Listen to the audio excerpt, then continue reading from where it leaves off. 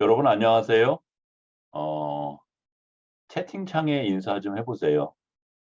네, 교수님 안녕하세요. 네, 누구예요? 저 심리학부 김두현입니다. 네. 와, 채팅이 이제 막 온다. 이혜린, 한재원, 아구영, 최영, 최소민. 그래요, 여러분 반가워요.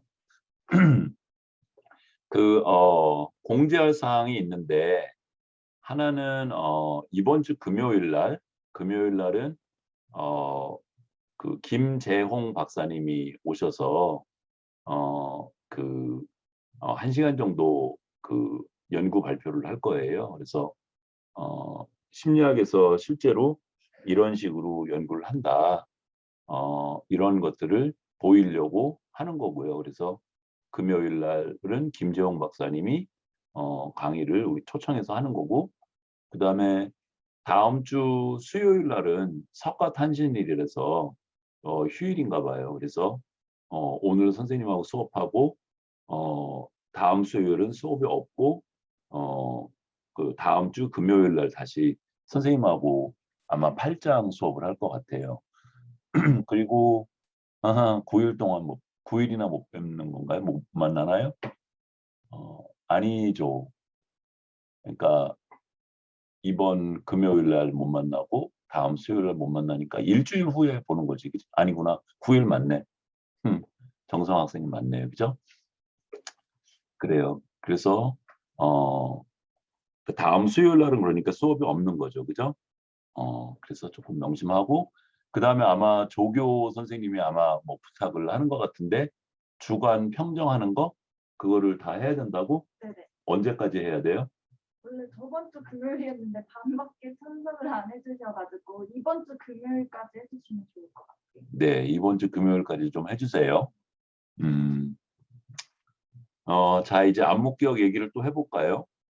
그러니까 안목기억은 우리 지난 시간에 했던 것처럼 기억이 크게 이렇게 분류가 되는 거잖아요. 그죠?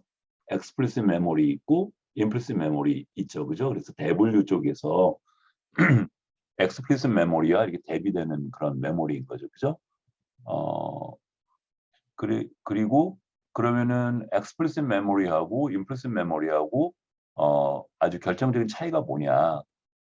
이쪽 implicit memory 쪽은 의식적인 그런 인출이 없는 거예요. 그러니까 explicit memory는 내가 학습했던 내용들을 떠올리고 그러면 내가 그 내용이 어떤 거라고 하는 걸 알고 있죠. 그죠?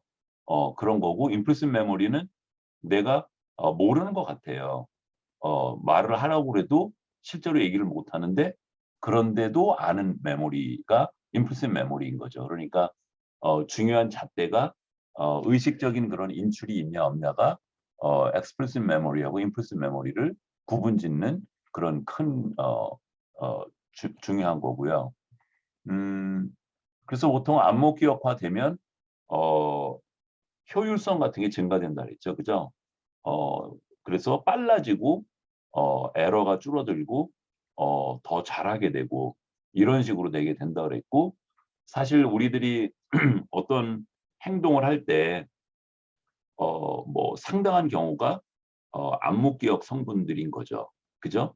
이렇게 말을 하는 것도 내용을 내가 무슨 말을 해야 되겠다라고 떠올리는 거는 explicit 메모리를 쓰고 있겠지만 뭐 한국어의 어떤 문법이라든지 또 내 성대가 어떻게 움직인다든지 이런 것들은 다 암묵기억화된 것들을 지금 쓰고 있는 거죠. 그죠?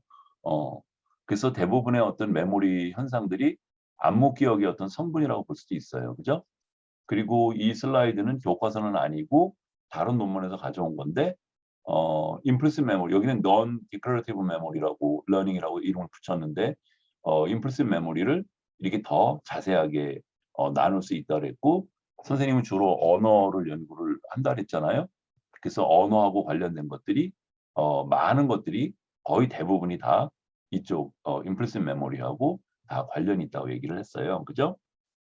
음, 그러니까 임플리시트 메모리를 연구하는 그런 방법들이 여러 가지가 있을 수 있는데 그중에 대표적인 게 반복 점화 방법이에요. 그래서 학습 시기에 어, 의도적으로 그 내용을 암기하지 않도록 그렇게 유도를 하는 거예요.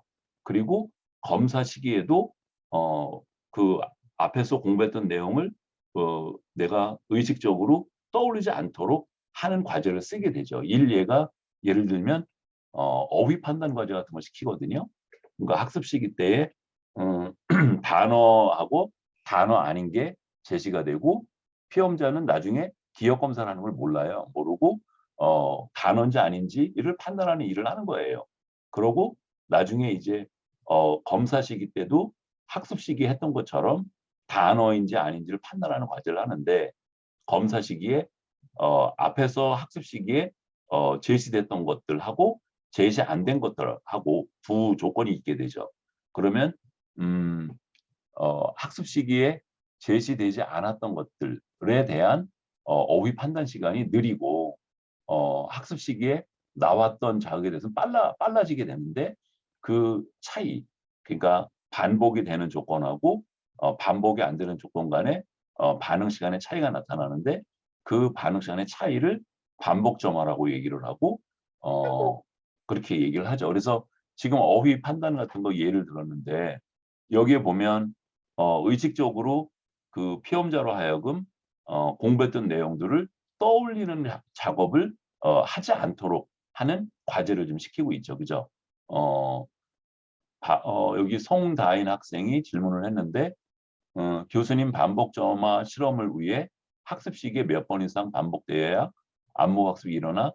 보통 여기서는 지금 실험에서 보면 뭐 2번 이상을 되게 하는 거죠. 그죠? 그러니까 학습 시기에는 여러 번 반복을 시킬 수도 있어요. 아니면 한 번만 할 수도 있어요. 그리고 검사 시기에 학습했던 내용에 대해서 다시 검사를 할 수도 있고 그럼 2번이 되는 거잖아요. 그죠? 검사 때. 그죠? 그리고 처음 보는 단어에 대한 것도 있을 거고 그럼 처음 보는 것하고 두 번째 지금 검사 시기 본 거하고의 차이를 지금 이제 계산을 하고 그러면 그 짧아진 시간이 반복 점화가 되는 거예요.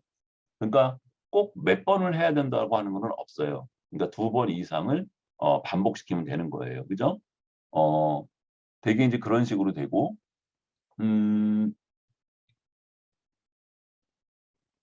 관련된 뇌 영역들은 어, 여기 지금 이 연구자들이 2002년도 한 거를 예를 들고 있는데 송다현 학생이 한번 읽어볼래요? 동일한 사물이 반복돼요. 여기 한번 읽어볼래요? 마이크 켜고. 네, 동일한 사물이 반복되어 제시된 경우와 이름은 동일하지만 모양이 다른 조건은 모두 왼쪽 뇌의 배회측 전전두엽의 아래쪽 부분에서 활동 감소가 나타났다. 그 다음에 왼쪽 뇌의 방추이랑은 동일한 이름을 혹은 의미를 지니고 있으면서 모양이 동일하거나 유사하면 반복 점화의 활동 감소를 보이고 반면에 오른쪽 뇌의 방추이랑은 이름도 동일하고 모양도 동일한 경우에만 반복 점화의 활동 감소를 보인다. 너무 잘 읽었어요. 이 연구자들은 어떻게 했냐면 예를 들어서 만일에 시계 같은 그런 사물이 나온 거예요. 학습 시기에. 그런 다음에 이 시계가 뭐 예를 들어서 전화기보다 큰지 다른지를 판단하라고 한 거예요. 그런데 그렇게 하는 거예요. 그래서 학습 시기에 그러니까 그 시계가 나온 거를 암기하라고 그렇게 지시를 주지 않죠. 거기서 지금 하는 과제는 전화기에 비해서 시계가 큰지 다른지를 판단해라. 이렇게 시키는 거예요. 근데 두 조건이 있었는데 한 조건은 검사 시기 때 하고 지금 학습 시기 때 하고 똑같은 시계가 나오는 조건이 있고 반복 조건에서 다른 조건은 시계긴 시계인데 학습 시기에 보지 않았던 시계인 거예요. 그러니까 이름이나 의미만 동일하고 실제 모양은 다른 거에 대해서 이제 그 판단을 하게 시킨 거죠. 판단은 아까 얘기한 것처럼 전화기보다 지금 이 시계가 더 크냐 이거를 지금 판단하고 시키는 거예요. 학습 시기나 검사 시기나. 그랬더니 반복되는 조건들 그러니까 동일한 시계가 검사 시계도 나온 경우 이 경우는 처음 보는 거에 비해서 훨씬 빨라진다는 거죠. 그게 반복 점화가 되는 거죠. 그런데 특이한 거는 잠깐만요. 전화가 잠깐 와서 읽다가 전화해요. 지금 수업 중이라서. 네.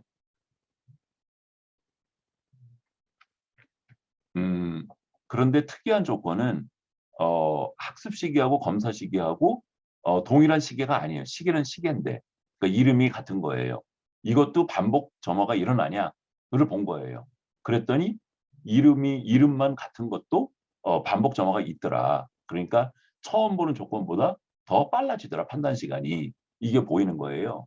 근데 특이하게도 우리들 처음에 기억 얘기할 때 관련된 뇌 영역이 전전두엽하고 여기 두정엽 쪽하고 그다음에 만일에 시각이었으면 후두엽 쪽, 또 만일에 청각이었으면 측두엽 쪽 요런 감각을 담당하는 뇌 영역이 활성화를 보이잖아요. 그죠?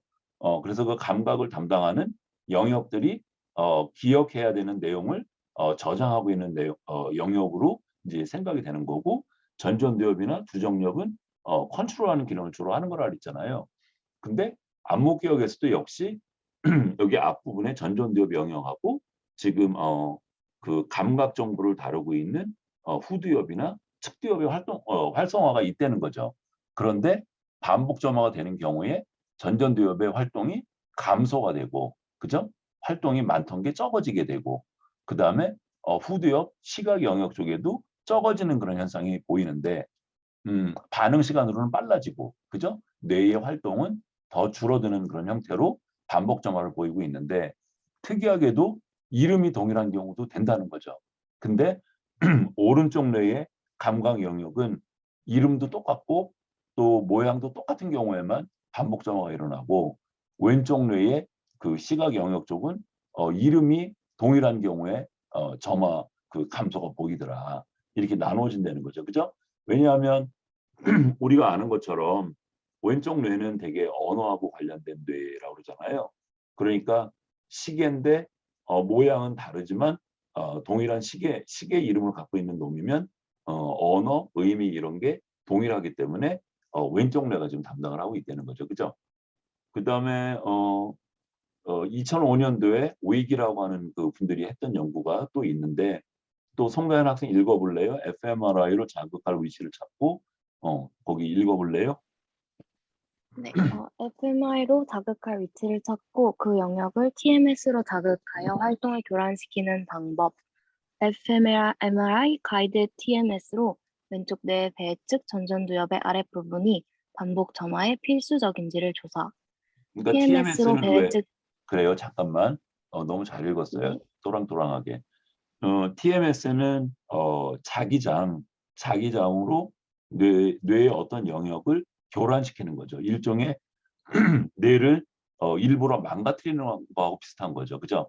동물 연구 이런 거 할 때는 직접 관련된 영역을 약한 전류를 흘리거나 어떤 약물을 써서 손상을 시키고 그다음에 손상된 뇌 영역이 A라고 하는 기능을 만일에 담당했던 것이었으면 그 손상을 받았으니까 그 일을 못 할 거잖아요. 그죠?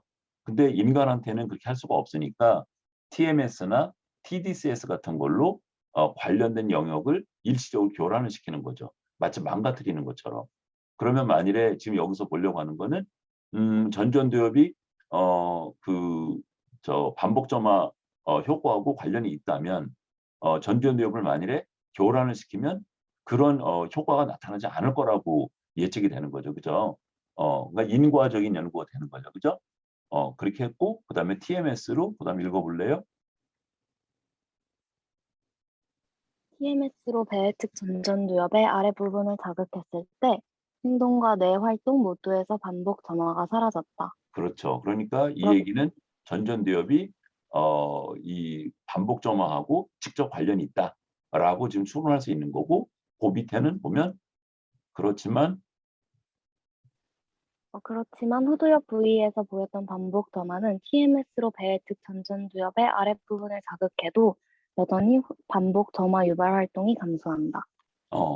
그러니까 시각 가지고 이제 실험을 한 거니까 시각은 여기 감각 영역이 후두엽이잖아요. 그런데 전전두엽을 TMS로 교란을 시켜도 여전히 후두엽의 반복점 효과는 살아있다는 거죠. 감각 영역은. 그러니까 지금 전전두엽 영역하고 후두엽 영역이 뭔가 상관은 있지만 동일한 일을 하고 있는 건 아닌 거죠. 그죠?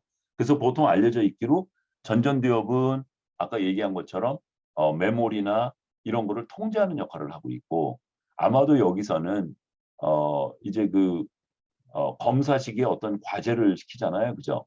그러니까 우리의 그 사물 그 판단한 거 보면 뭐 시계가 그 전화기보다 더 크냐 이런 과제를 시키게 되는데, 그 과제를 할 때 아마도 전전두엽이 관여를 많이 했던 것 같아요. 그래서 과제에 관련된 그런 통제 기능이 일종의 마비 같은 게 와서 전전두엽에서는 반복점화 쪽이 안 보이고, 그런데 시각 정보를 쓰고 있으니까 후두엽은 여전히 있더라. 지금 이런 얘기죠. 그죠? 잘 읽었어요. 아니에요. 그러니까 학습 시기 때는 TMS로 안 하고 나중에 검사할 때 TMS로 자극을 한 거죠. 그죠? 잘 질문했어요, 김미선 학생. 우리나라에서는 TMS 예를 의료 장비 이런 거로 생각을 해서 법적으로 나 같은 심리학자는 TMS를 못해요. 미국에서는 하는데 의사 선생님이 껴야지 TMS로 하는 걸 할 수가 있고요. 대신 TDCS, 그러니까 TMS는 그 마그네틱 자기장으로 뇌의 어느 영역을 교란시키는 거고, TDCS라고 하는 그 기계는 약한 전류로 흘려줘서 하는 거예요. 근데 그거는 의사 선생님이 없어도 할 수 있어요. 우리 랩에도 최근에 구했거든요. 그래서 똑같은 실험을 할 수 있어요. TMS나 TDCS나. 그러니까 이렇게 쓰죠. TDCS. 여기 T는 트랜스크레이니얼. 그러니까 트랜스는 어디를 통과하다 뭐 이런 뜻이잖아요. 그다음에 크레니얼은 스컬, 그러니까 해골, 두개골 이란 뜻이고, 그다음에 DC는 Direct Current라는 뜻이에요. S는 Stimulation이고, 그러니까 Direct Current는 직류란 뜻이거든요. 그러니까 여러분 왜 전류에 교류하고 직류하고 구분되잖아요. 그죠? 그러니까 배터리 이런 전기는 직류고, 지금 내 방에 불이 켜져 있는 이런 전기는 교류잖아요. 그죠? 근데 지금 여기 TDCS에 요거는 다이렉트 커런트, 그래서 직류를 가지고 뇌의 어떤 영역을 자극하는 거예요. 이런 방법을 써요. 동일한 기계예요, 사실은. 그죠? 그다음에 여기 또 김도현 학생이 질문했는데, 교수님 반복 학습으로 인해서 반복 점화 효과가 생기면 다음에 그 대상을 마주했을 때 배외측 전전두엽 활동 감소가 일어나면서 반응 시간이 빨라지는 걸 이해했는데, TMS로 전전두엽 활동을 억제하면 오히려 반응 시간이 더 빨라져야 하는 건 아닌가요? 그 TMS나 TDCS로 뇌를 자극을 할 때 더 빨라지게 할 수도 있고 느려지게 할 수도 있어요. 그러니까 방해 쪽으로 할 수도 있고 도와주는 쪽으로도 갈 수 있는데, 지금 여기서는 방해하는 쪽으로 간 거라서 더 느려지게 만드는 거죠. 보통은 그러니까 전전두엽이 그 과제를 하는데 관리를 하고 통제하고 이런 기능을 하고 있는데, 지금 전전두엽이 교란이 돼가지고 그 과제를 잘 못하는 거죠. 그러니까 느려지게 되겠죠. 답이 좀 됐는지 모르겠네요. 조현 학생. 그래서 이 안목기억하고 관련된 뇌의 영역들, 이거를 샤크터라고 하는 선생님이, 이분이 되게 유명하신 분인데, 이분들이 다 통틀어서 연구를 해봤더니 지금 여기 오른쪽에 보이는 뇌의 왼쪽 뇌의 측면인데, 이 앞부분에 전전두엽 쪽하고 그다음에 레터럴 템포럴 코텍스 쪽, 그러니까 측두엽 쪽하고 후두엽 쪽 영역이 되게 이제 안목기억하고 관련이 있더라. 그러니까 여기 뒤쪽에 여기는 주로 정보를 저장하고 있는 메모리 영역이라고 볼 수 있고, 여기 프리프론탈 레이어의 이쪽은 관리자 역할인 거죠. 그죠? 그래서 보통 explicit memory 하는 거하고 유사한 영역이 활동을 해요. 안목기억도. 근데 큰 차이가 explicit memory 할 때는 해마가 내측 측두엽, 그러니까 내측 측두엽의 일부분이 해마인데 그쪽 영역이 늘 관여를 하죠. 근데 안목기억 때는 지금 여기 보다시피 해마 쪽에 관여가 없죠. 그죠? 이런 차이가 있는 거예요. 그래서 그 간질 이런 병으로 인해서 이제 내측 측두엽을 제거를 하거나 그러면 기억 상실증, 그러니까 explicit memory에 기억 장애가 오게 되죠. 그죠? 그게 우리가 흔히 말하는 기억 상실증이 되는 거잖아요. 근데 이런 기억 상실증인 환자들도 이런 반복 점화 같은 게 나타나요. 왜냐하면 해마가 관여를 안 하니까. 또 나중에 이제 끝부분에서 얘기할 건데 기술 같은 거를 습득하는 거. 유명한 실험이 있는데 지난번에도 얘기했던 것 같아요. 어떤 모양을 거울에다 비치면 반대 모양이 되잖아요. 그죠? 그 반대 모양인 것을 그리도록 하는 거예요. 그럼 처음에는 잘 안 돼요. 그 평소에 보던 모양이 아니니까. 근데 몇 번 연습하면 마치 정상적으로 보는 거를 그리는 것처럼 빨리빨리 잘하게 되거든요. 그러니까 기술 같은 게 습득이 된 거죠. 근데 내측 측두엽에 손상을 입은 수술을 받은 그런 기억 상실증 환자도 이런 기술 습득이 일어나요. 그런 거 보면 이 안목 학습은 꼭 해마를 거치지 않고 다른 통로로 뭔가 학습이 일어나고 있는 거고 지금 그런 특성이 있어요. 그래서 임플리시트 메모리는 엑스플리시트 메모리하고 비교해서 의식적인 인출이 없고 그런데도 기억 현상이 나타나는 거고, 그 다음에 두 번째는 해마가 관여가 안 된다고 하는 게 지금 임플리시트 메모리의 큰 특성이에요. 엑스플리시트 메모리하고는 구분되는. 그러니까 우리가 어떤 내용들을 배우고 그러면 안목 기억화되는 게 좋죠.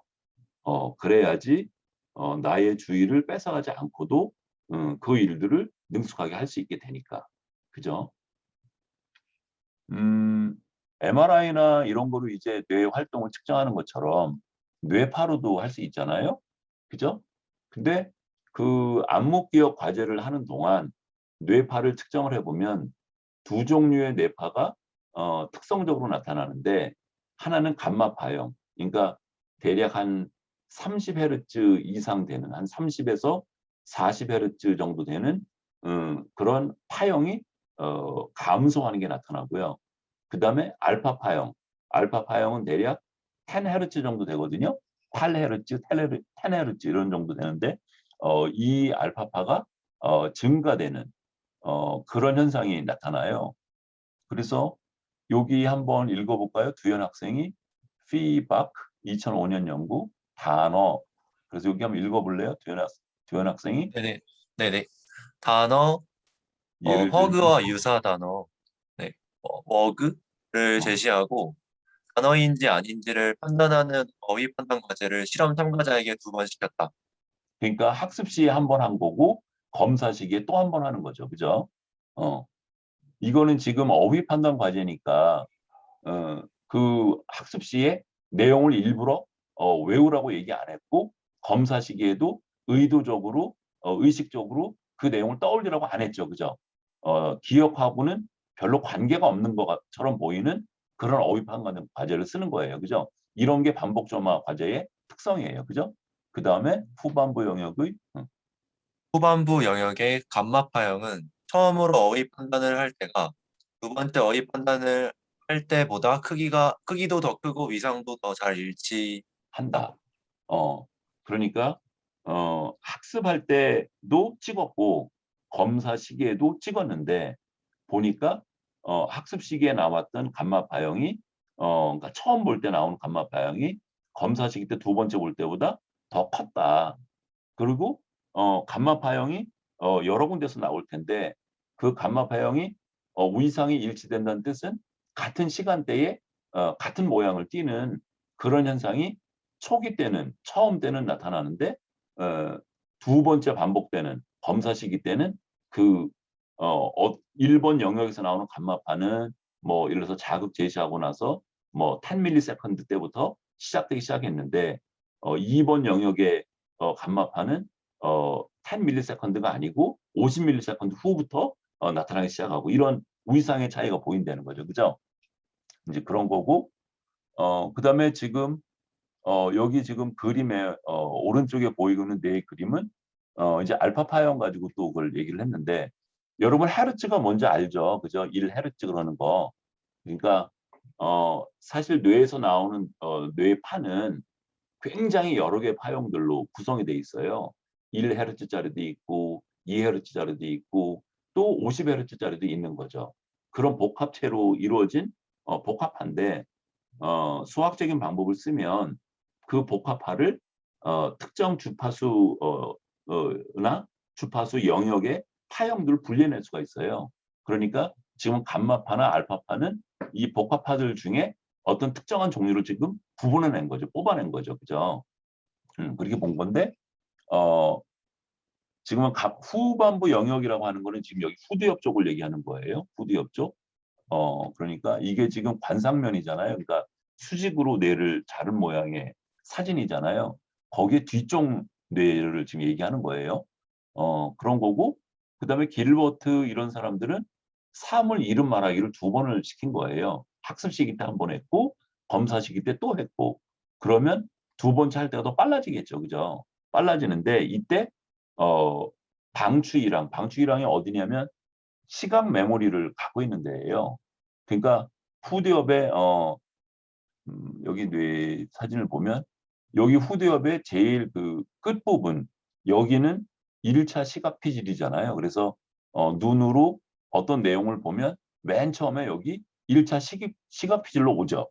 이때는 이게 이 물체가 뭐 사람인지 컵인지 뭐 시계인지 몰라요. 그냥 어디는 밝고 어디는 어둡고 이런 경계선이 어디고 이런 초기 정보밖에 없어요. 그런데 얘가 후두엽에서 약간 밑쪽으로 이쪽 밑쪽으로 내려오면 이 안쪽에 방추위랑이 있는데 방추위랑에 오면 얼굴에 대한 기억이 있고 단어 모양에 대한 기억이 있고 이런 시각 메모리가 있게 되죠. 그러니까 더 낮은 과정이라고 볼 수 있는 거죠. 그죠? 그러니까 V1 영역은 아주 초기 처리를 한다고 보면 되고 방추위랑은 상당히 이제 정보 처리가 돼서 그 물체가 뭔지를 아는 그런 영역이라고 볼 수 있는데 지금 여기 알파파가 나타나는 거는 이쪽 방추위랑 쪽에서 주로 보인다는 거죠. 방추위랑하고 전전두엽에서. 그런데 오히려 알파파는 반복 점화가 일어나면 오히려 더 커지는 현상이 보이더라.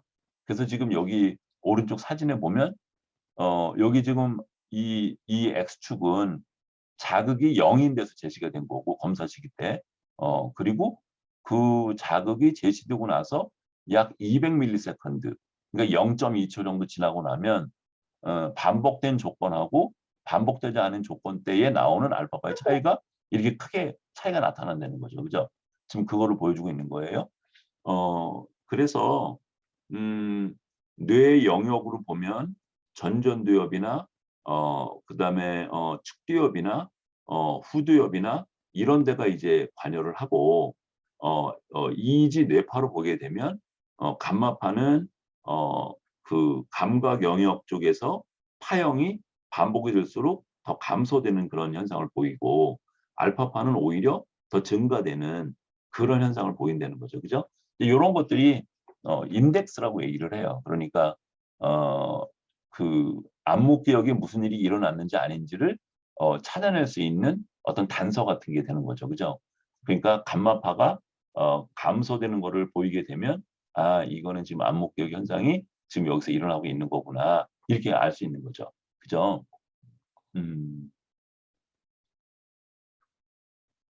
이런 안목 기억이 그럼 왜 일어나는 거냐?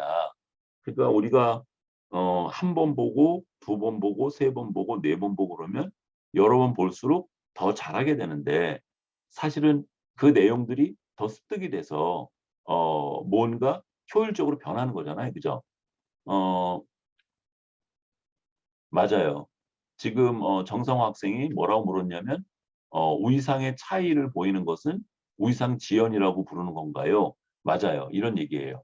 그러니까 어 1번 푸드엽의 1번 영역, 푸드엽의 2번 영역이 있는데 그 영역에서 각각에서 감마파가 나오는데 1번 영역은 빨리 시작이 되고 2번 영역은 감마파가 늦게 시작되고 그럼 둘 간에 시간 차이가 나타나죠. 그죠? 그런 경우에 우이상 지연이 있다라고 얘기를 하는 거예요. 맞아요. 정확하게 얘기를 했어요. 그러면 반복이 되면 더 빨라지고 에러도 더 줄어들고 더 능숙해지는데 뇌에서 그럼 그런 일이 일어나는 방법이 어떤 방법으로 일어나는 거냐. 여기에 대해서 이제 제한된 그런 모델이 세 종류 모델이 있는 거예요. 그래서 여기 그림에 보면 맨 처음 그러니까 이거 학습 시기에 보는 거죠. 학습 시기에 볼 때하고 repeated presentation 이거는 검사 시기 때가 되겠죠. 그죠? 보면 이제 가상적인 모형인 거예요. 그래서 뉴런이 여기 하나, 둘, 셋, 넷, 예를 들면 7개 뉴런이 있는데 얘들이 서로 연결이 돼 있어요. 그래서 처음 볼 때에는 이렇게 좀 하얀색으로 표시된 것들은 되게 강하게 지금 반응을 하고 있는 거고 흐린 색은 약하게 반응하고 있는 거를 예시해서 그린 건데 그래서 1번 처음 볼 때, 학습 시기에 처음 볼 때는 이렇게 3개는 활동을 많이 하고 다른 3개는 좀 약하게 하고 나머지 2개는 안 하는 거죠. 그죠? 근데 반복 제시가 되면 반복 점화가 일어나는데 1번 가능한 모델은 모두 다 반응이 약해지는 거예요. 그래서 아까 3개 다 세게 반응했던 뉴런의 반응도 줄어들고 또 원래 약했던 반응도 더 약해지고 이런 식의 일이 일어나서 뇌 활동의 감소가 나타나는 거다. 이렇게 설명하는 모델이 있을 수 있고 또 하나는 강한 거 쪽은 특수화, 반응 특수화 모형이라고 선생님이 번역을 했는데 처음에 강하게 반응했던 뉴런들은 그대로 남아 있고 약하게 반응했던 놈들은 사라지는 거. 그럼 이 얘기는 뭐냐면 처음에 그 자극을 볼 때는 6개의 뉴런이 관여를 했는데 그래서 뇌 영역의 활동이 많았는데 그런데 반복됐더니 강한 거 3개만 남고 약했던 놈들은 다 사라졌어. 그럼 이 얘기는 지금 국소화된다는 뜻이잖아요. 그죠? 특정한 몇 개만 지금 이 일에 관여를 하고 나머지는 관여를 안 한다는 거죠. 그죠? 그래서 감소가 보이는 거다. 이런 식의 모델이 있고 세 번째는 반복 점화가 일어나면 일반적으로 빨라지니까 그 얘기는 처음 것이 그대로 유지가 되고 있고 이 연결들이 더 강하게 연결이 돼가지고 오히려 반복되면 활성화가 더 증가하는 그런 쪽인 거다. 이런 식의 모형도 있을 수 있는 거예요. 그래서 행동상으로 볼 때 더 능숙해지고 빨라지는 현상이 일어나는 이유에 대해서 지금 여기 B의 fatigue 모델이나 sharpening 모델이나 facilitation 모델 이게 세 종류를 생각해 볼 수 있는데 실험을 이제 해보면 지금 이제 이렇게 볼 수 있는 거예요.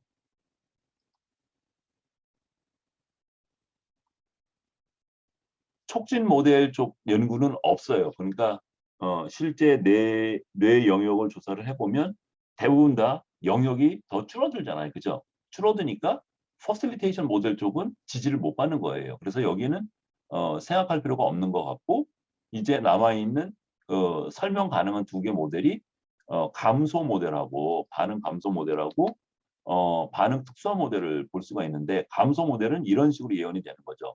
맨 처음에 그 자극을 맞이했을 때 어떤 뉴런이 하나는 6으로 반응을 하고 있었고 하나는 10으로 반응을 하고 있었어요.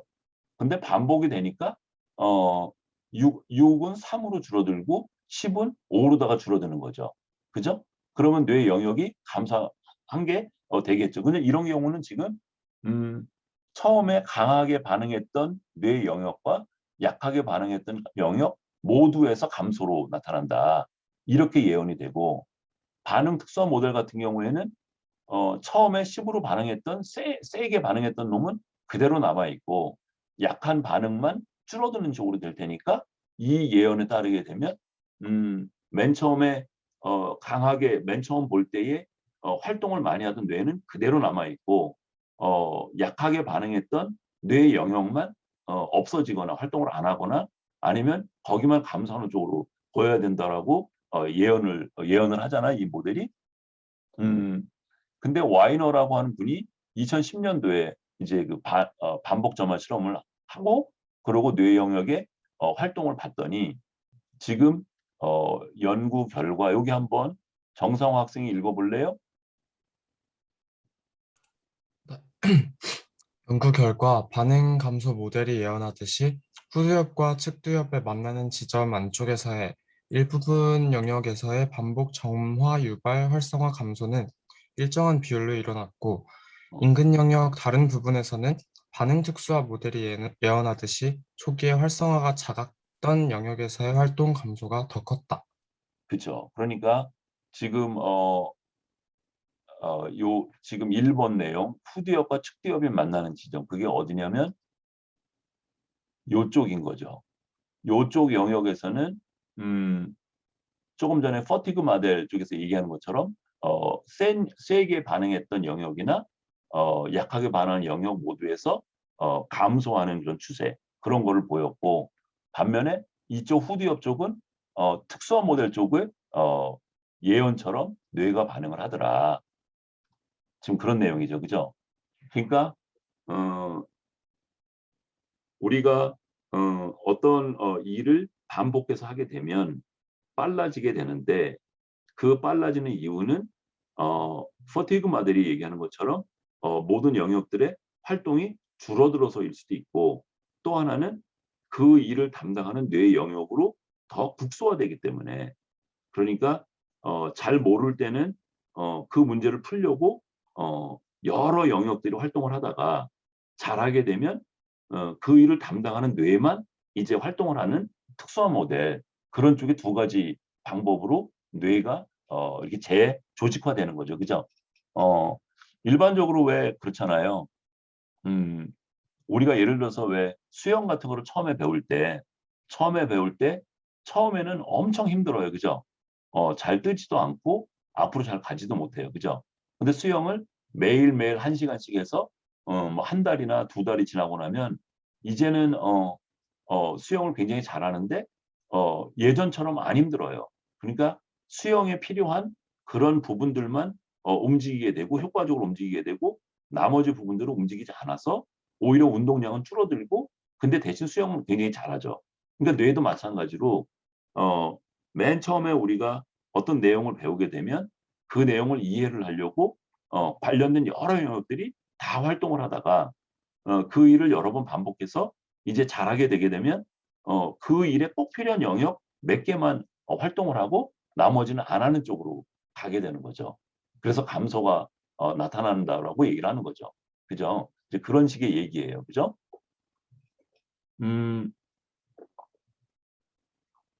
대략 이제 난 정상화 학생이 여학생인 줄 알았어요. 근데 남학생이네요. 아무튼 잘 읽었어요.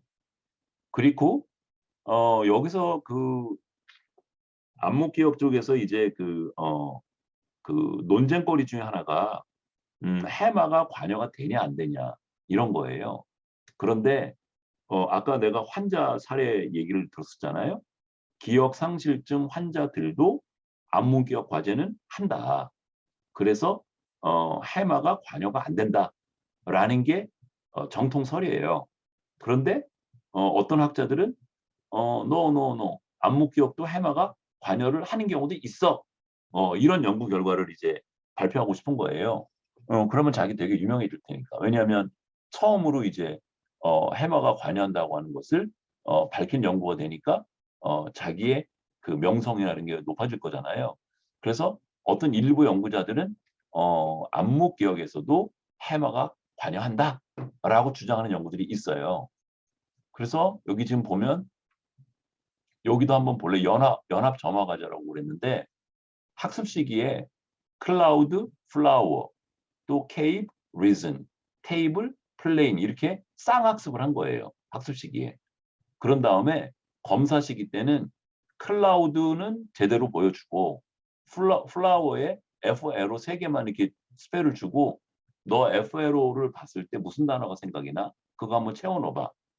그러면 뭐 플로우도 있을 것 같고 플라워도 있을 것 같고 그러면 보통은 사람들이 플라워를 떠올리라고 안 했는데도 플라워로 할 가능성이 되게 높다는 거예요.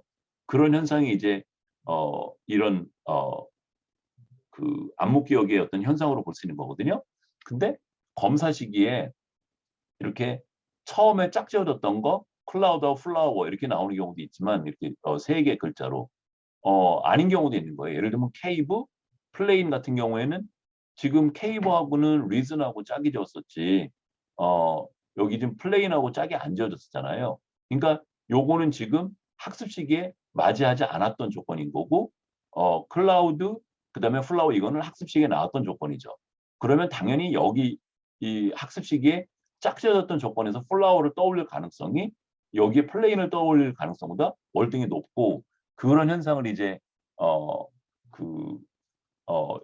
연합 점화라고 얘기를 하는 거예요. 두 개 단어가 지금 연합이 됐기 때문에 클라우드하고 플라워하고 외우라고 안 했지만 나도 모르게 그게 암묵기억으로 들어왔기 때문에 FLO만 봐도 나는 플라워를 떠올린다. 클라우드가 촉진을 시켜서 그래서 그 빨라지는 거, 더 쉽게 하는 거, 요 현상을 연합 점화 과제라고 얘기를 하는 거예요.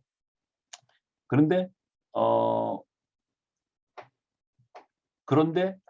MRI로 이렇게 찍어봤더니 요 연합 점화 과제가 일어날 때 해마 활성화도 보이는 거예요.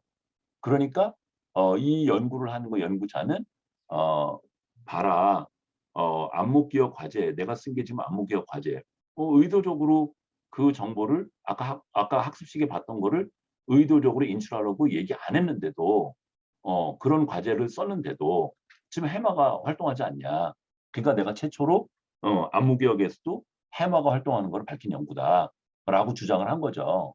근데 여기 보다시피 이 사람들이 이제 이 연합 과제, 점화 과제를 하는 동안 의식적인 인출이 있는지 그걸 물어보고 그다음에 해마가 활동하는지 봤더니 의식적인 인출이 있다는 거죠. 그러니까 너희들이 지금 해마가 활동한다고 얘기했던 결과 믿을 수가 없어 이렇게 되는 거죠. 그러니까 또 다른 사람이 이런 식의 과제를 만들었어요. 여기서는 지금 T의 요 부분, 이 부분이 왼쪽을 가르치고 있는지 오른쪽을 가르치고 있는지를 yes, no로 판단을 하는 거예요. 그래서 여기에 지금 뭐 L자 이런 것들은 디스트랙터 자극이 되는 거죠. 그럼 이런 게 뭐 많을수록 L자가 많을수록 T가 왼쪽을 가르치는지 오른쪽을 가르치기가 어는지를 판단하는 게 어렵겠죠. 근데 요런 동일한 요런 씬을 30번 정도 반복을 시킨 거예요. 그러면 처음 할 때보다 훨씬 더 빨라지죠. 근데 T가 지금 왼쪽을 가르치는지 오른쪽을 가르치는지를 시키는 거는 의도적인 그런 인출을 안 시킨 거니까 암묵기억 과제라고 받고 그랬는데 해마 손상 환자들한테 이런 과제를 시켰더니 못하더라. 그러니까 내가 개발한 그 암묵기억 과제, 지금 이 암묵기억 과제가 해마 다친 사람이 못하니까 이 얘기는 해마가 암묵기억에도 관여한다는 얘기다.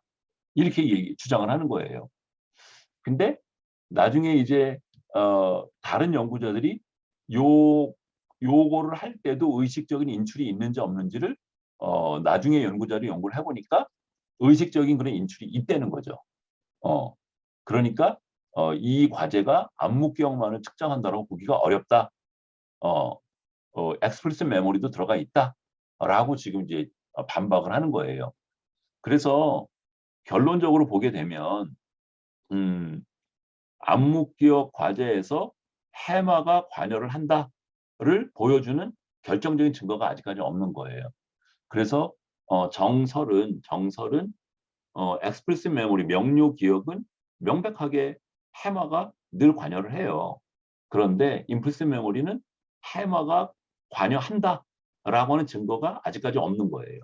없어서 표준적인 이론은 암묵기억은 해마 활동 없이도 학습이 일어나고 기억 현상이 일어난다라고 주장을 하는 거예요. 정성화 학생 뭐 이해가 좀 됐어요? 네, 어. 잘 됐습니다. 음. 이나리 학생이 이제 어떤 의식적인 인출이 있었는지 궁금합니다. 예를 들면 이런 거죠. 그 T가 왼쪽에 있었나요? 이런 걸 물어봤더니 애들이 왼쪽에 있다라고 얘기를 하는 거죠. 그럼 이거는 지금 자기 눈에 눈으로 보는 것처럼 심상 같은 게 머릿속에 좀 떠올라서 있는 거를 내가 보는 것처럼 지금 경험을 하고 있는 거죠. 이거는 지금 의식적 인출이 있다는 것을 보여주는 명백한 증거죠. 지금 그런 일이 있더라는 거죠. 그러니까 실제로 피험자들한테 T가 어디에 있었어요? 라고 물어보면 모르겠는데요. 이렇게 얘기를 해야 되는데 사람들이 그거 왼쪽에 구퉁이에 있었어요. 라고 얘기를 한다는 거죠. 그럼 그 얘기는 의식적인 인출이 있다는 얘기가 되니까 그거는 안목 기억만을 측정했다고 볼 수는 없다는 거죠. 이해가 됐어요? 이나리 학생?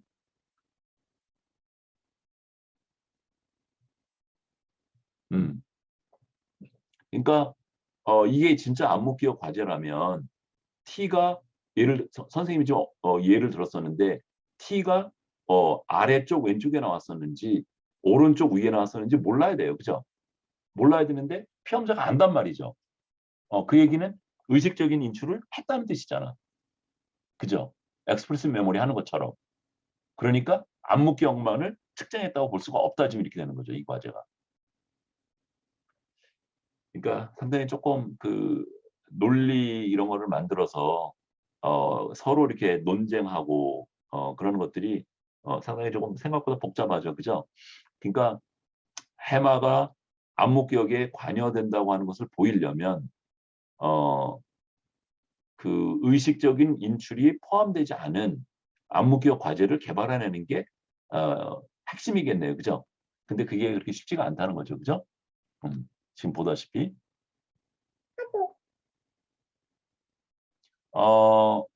지금까지 본 것들은 안목 기억의 특성을 보려고 반복 점화 현상을 주로 봤잖아요. 그죠? 한 번 보고 두 번, 세 번 볼 때 반응이 더 빨라지고 에러가 줄어들고 능숙해지는 거 이런 거를 가지고 봤는데 또 하나가 기술 학습 쪽이에요. 그러니까 스킬 러닝이라고 얘기를 하죠. 지난번에 누가 피아노 잘 치는 것 같은데 우리 학생이 피아노 건반을 악보를 보고 치게 되면 처음에는 못하지만 뭐 1개월, 3개월, 6개월, 1년이 지나면 그 악보에 해당되는 곡을 잘 치게 되잖아요. 그죠? 이런 경우에 그 손가락의 어떤 순서 학습이라고 볼 수 있죠. 그죠?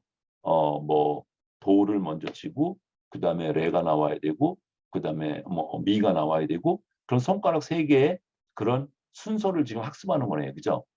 그런 식의 것들을 이제 스킬 러닝이라고 얘기를 하고 스킬 러닝이 안목 기억의 또 대표적인 어떤 영역 중에 하나예요. 그죠? 그래서 우리 이나리 학생이 한번 읽어볼래요? 여기 기술 학습은 기술학습은 여러 단계를 거친다. 처음에는 단기 기억에 의존하는 단계가 있고, 나중에는 나중에는 주로 안목 기억에 의존하는 단계가 있다. 연습 초기에는 해마의 활동이 왕성하다가 연습 시간이 증가해서 익숙해지면 해마의 활동이 거의 없어진다. 네. 그러니까 처음에 피아노 칠 때는 온 신경을 다 써야 되죠. 그러니까 주의를 엄청 많이 끌어오겠죠. 그죠? 그리고 그러면 당연히 뇌에도 전전두엽이나 두정엽이나 또 모터를 담당하는 운동 영역이나 이런 데 활성화가 무지 많겠죠. 그죠? 무지 많고 또 그 세퀀스를 외우려고 그러니까 엑스플리시트 메모리 쪽으로 외우려고 해마도 무지 많이 관여를 하겠죠. 그런데 그 피아노 치는 거를 반복해서 1년, 2년, 5년 이렇게 하게 되면 이제 자동화되면서 전전두엽이나 부정엽이나 해마의 활동은 거의 없어지고 운동을 담당하고 있는 프라이머리 모터 에어리어나 그런 손해나 이런 쪽의 활동으로만 남고 이제 해마 활동은 없어지는 그런 현상이 일어나죠. 대개 이제 이런 기술을 우리가 습득을 할 때 대개 한 3가지 단계가 있다고 학자들은 얘기를 하시거든요. 하나는 인지 단계라고 얘기를 하고,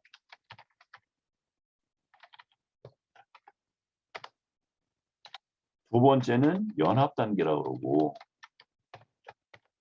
세 번째는 자동화 단계라고 그러거든요. 그러니까 인지 단계라고 하는 거는 악보에 쓰여진 이 음표들은 여기 건반 여기를 쳐야 돼. 그 상황을 지금 이해하고 지금 눈으로 악보 본 것하고 손으로 건반 누르는 것하고를 어떻게 연결이 돼야 되는지를 지금 내가 이해하고 그러는 과정이 인지 과정이라고 보는 거예요. 그러니까 이 인지 과정에는 당연히 주의가 엄청나게 많이 요구가 되고 당연히 해마도 그러니까 활동을 많이 하게 되고 전전두엽도 활동을 많이 하게 되죠. 그 다음에 연합 단계는 이 음표는 여기를 누르면 돼가 인지 단계였다면 연합 단계는 이 음표하고 손가락 누르는 것하고 둘 간에 연합된 거를 계속 반복하는 과정, 그 과정을 얘기를 하는 거예요. 그러니까 여기는 지금 이제 해마나 주의를 주지 않고도 넘어가기 전에 둘을 짝져서 눈으로 본 거하고 누르는 거 둘을 짝져서 하는 그런 쌍짓기의 반복 훈련이 지금 포함된 단계가 연합 단계라고 보는 거고, 그 연합 단계를 여러 번 하게 되면 이제 자동화되게 되는 거죠. 자동화 단계는 눈으로 어떤 악보를 보게 되면 아무 생각 없이 그에 해당되는 건반을 누르는 거, 이 단계가 되는 게 자동화인 거죠. 그러니까 뭐 요새 나도 피아노 연주를 되게 좋아하는데, 피아노를 못 치지만 듣는 건 되게 좋아하는데, 조성진 그 사람 연주 잘하더라고요. 젊은 사람이. 근데 그 사람이 어느 곡을 막 치는 거 이런 것들은 거의 연합 단계 플러스 아마 자동화 단계일 거예요. 그 전문가들은. 그런데 지금 초보자인 누구는 대부분 인지 단계나 연합 단계 수준에 있다고 볼 수 있는 거죠. 이런 3가지 과정을 거치는데 당연히 연합 단계까지는 해마가 관여를 하고 전전두엽도 활동을 많이 하겠죠. 근데 자동화 단계로 오게 되면 시각 영역하고 운동을 담당하는 영역만 이제 활동을 하고 전전두엽이나 해마나 이런 데의 역할은 없어지는 거죠. 그런 식으로 뇌가 변해가는 거고, 그게 아까 반응 특수화 모델 그런 쪽으로 돼가는 거고, 국소적으로 좀 변하는 거죠. 그러니까 로컬라이즈가 되는 거죠. 그죠? 뇌의 반응도 영어로 보면 로컬라이즈가 되는 거죠. 그러니까 어느 영역, 몇 개 영역으로 한정된 그런 뇌의 변화가 일어나게 되는 거죠. 그죠? 이런 3가지 단계를 거친다고 그래요. 마라고 하는 교수님이 2010년도에 유사한 걸 했는데 5개 손가락에 두드린 순서를 이렇게 정한 거예요. 그래서 이 왼손에 이 엄지죠. 엄지는 1번. 그다음에 이 검지인가요? 여긴 2번. 새끼 손가락은 5번. 그래서 예를 들어서 2, 4, 3, 1, 5. 그러면 그에 해당되는 손가락을 이렇게 움직이도록 한 거예요. 그런 다음에 건반을 누르는 그 속도하고 에러를 측정을 한 거죠. 그죠? 그래서 5개 순서를 그 학습하도록 그렇게 훈련을 시킨 거예요. 그랬더니 하루에 15분씩 4주간 훈련을 한 거예요. 그러면은 이게 얼마나 한 거죠? 일주일이면 15분씩 7일간이니까 15분씩이면 얼마큼 한 거예요? 1시간 한 거예요? 1시간 반 정도 한 건가요? 그죠? 1시간 45분 정도 한 거네, 일주일에. 그죠? 그런 식으로 4주 동안 훈련을 시켰어요. 그랬더니 이런 식의 행동 지표가 나오는 거예요.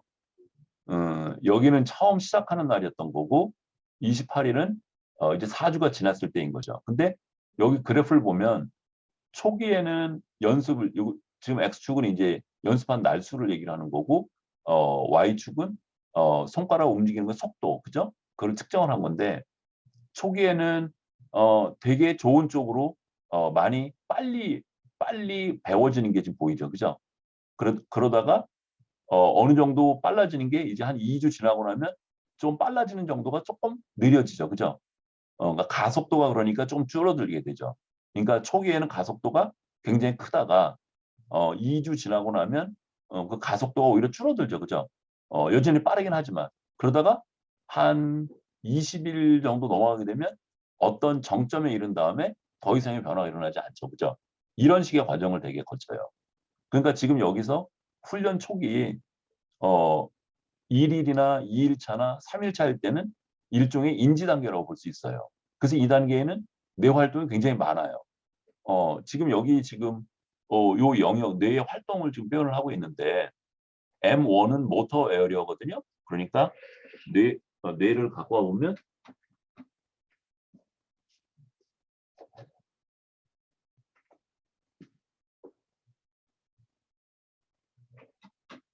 지금 이게 이제 여기 여러 번 보고 있는데 오른쪽 뇌 측면이잖아요. 그죠?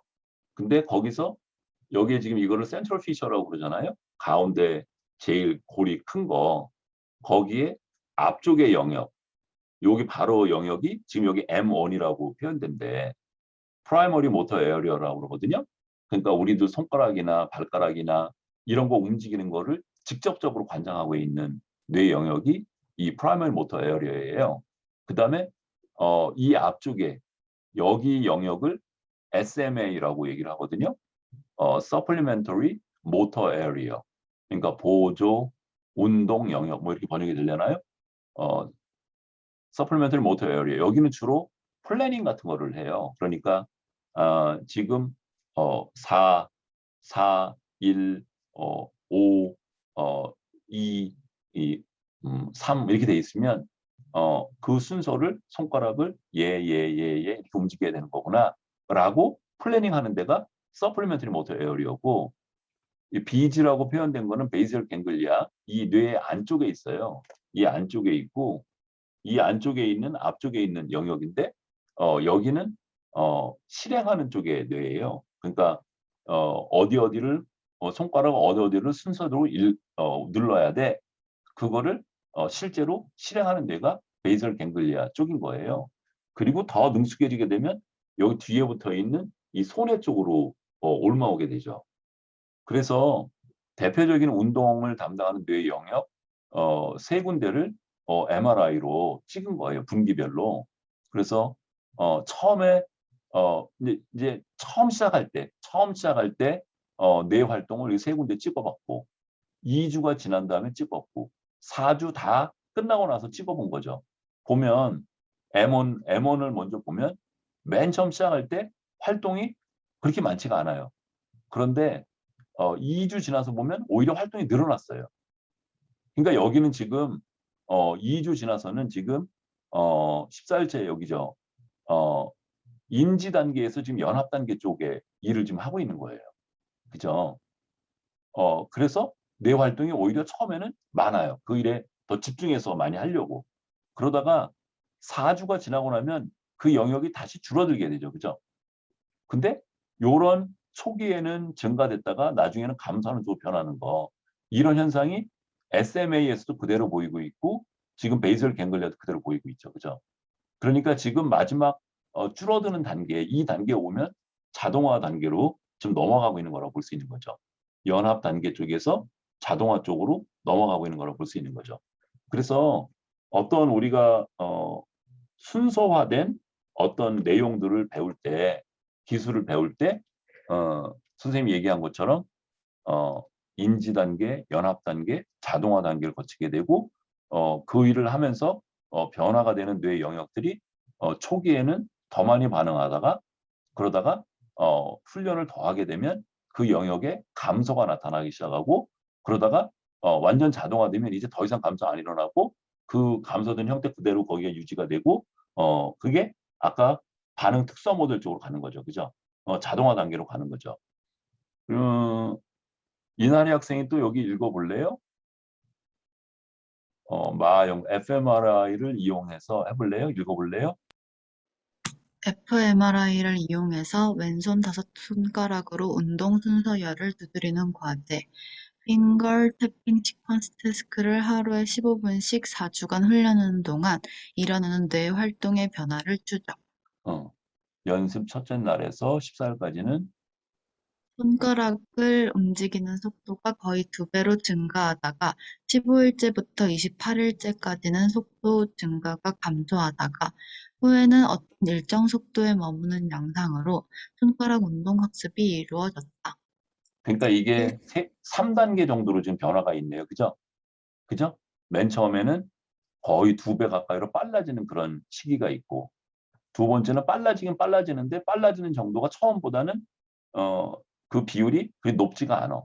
그렇지만 여전히 빨라지고 있어. 그러다가 세 번째는 어떤 정점에 이르고 나면 이제 거기서 머무는 그런 단계. 이런 세 가지 단계로 지금 보이는 거죠. 그죠? 그다음에 여기 1차 1차 운동 영역 Primary Motor Cortex M1 보조 운동 영역 Supplementary Motor Cortex SMA 그리고 피질하 영역인 기저핵 바설 갱글리아 배측 전전두엽 천의 활동 변화 추적 어 그러면은 여기 피질하라는 뜻은 뇌 껍질 속이라는 뜻이야. 그러니까 이 뇌 카텍스 안쪽 이런 뜻이에요. 하가 그냥 밑이란 뜻이에요. 안쪽이란 뜻이에요. 거기에 베이설 갱글리아가 있죠. 왜 저거 파킨슨 병들 있잖아요. 어, 노인분들 그 나이가 많이 들면 이렇게 손이 막 떨리고 이러는 병, 파킨슨씨 병이라고 그러잖아요. 그죠? 왜 유명한 권투 선수 알리라고 하는 선수가 나중에 그 저 파킨슨 병으로 되게 고생을 하죠. 그죠? 근데 그 사람이 손상을 입은 데가 베이설 갱글리아 기저핵 쪽에 지금 손상을 입은 거예요. 그래서 그런 일이 일어나는데 그러니까 운동을 조정하는 역할을 해요. 베이설 갱글리아가. 근데 이런 영역들이 대표적으로 이제 이런 손가락 움직이는 것 같은 시퀀스를 배우는 거에 관련된 뇌 영역들인 거죠. 그러면 초기에는 배외측 전전두엽이 많이 활동을 했겠죠. 근데 4주 지나고 나면 배외측 전전두엽은 활동이 없거나 아니면 아주 줄어든 형태로 변하고 대신 1차 운동 영역이나 이 손에 이런 데는 활동이 어느 정점에 이른 로컬라이즈 되는 그런 형태로 활동이 계속 남아 있겠죠. 그런 식으로 되는 거죠. 그죠? 여기 권문경 학생이 뭐라고 질문했냐면 손가락을 움직이는 속도가 뇌 활동의 양과 비례하는 건가요? 꼭 비례한다고 볼 수는 없어요. 근데 초기에는 맨 처음 시작할 때는 오히려 활동이 적은 거지. 이건 왜 그러냐면 뭐를 어떻게 해야 될지 잘 모르기 때문에 왜 우리가 왜 어떤 일을 하려고 그러면 처음에 그 일을 어떻게 해야 되는지 아직 다 파악이 안 돼 가지고 약간 어리둥절하고 그러잖아요. 그 단계가 지금 여기 프리 트레이닝 그 단계라고 볼 수 있는 거고 어 두 번째 단계로 오게 되면 위 2가 되면 오히려 뇌 활동이 많아지잖아요. 그죠? 그거는 이제 '아 이 일은 이렇게 하면 돼.' 그럼 2 단계에서는 뇌 활동이 많으면 오히려 더 빨라지는 거죠. 그죠?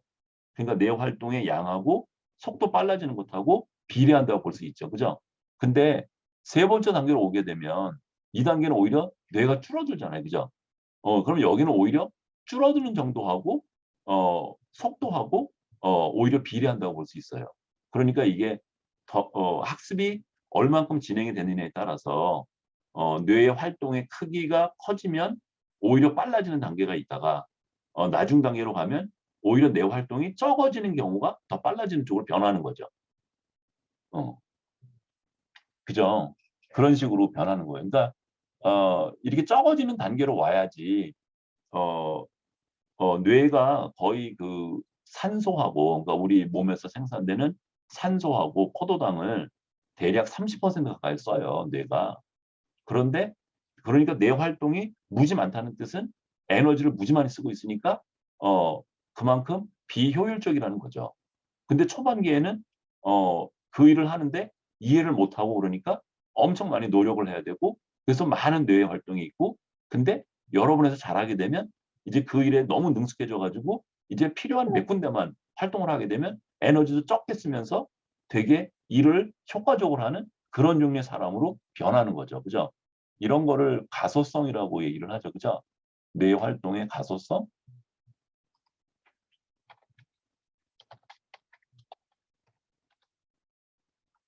영어로 왜 플레스티서티. 플라스틱 그러면은 유연한 플렉서블한 이런 뜻이잖아요. 그죠? 그러니까 뇌가 그렇게 변해요. 그렇게 새로운 학습을 하게 되면 이런 가소성 연구인 거고요. 그래도 7장을 마쳤으니까 여러분 혹시 질문 있으세요? 퀴즈 보려고 그러는데 혹시 여러분 질문 있으세요?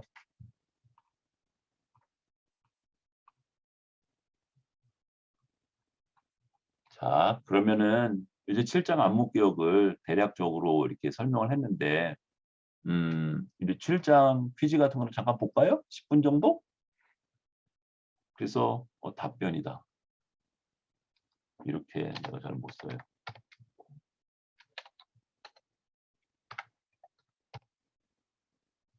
10분에 쓰기에 너무 벅찰려나? 지금이 36분.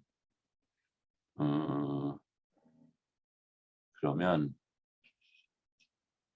이거 쓰기에 조금 김도현 학생이 이거 쓰기에 너무 시간이 쫓길 것 같죠? 네, 사람마다 그 학생분들마다 다를 것 같습니다. 아, 물론 그런데 그럼 얘를 폭을 좀 줄여줄까?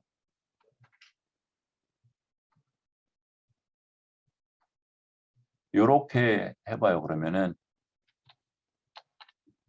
반복 아니야. 암묵기억의 특성이 더 쉽겠다. 그죠? 이거를 지금 작성을 해볼래요? 그래서 조교 선생님한테 보낼래요?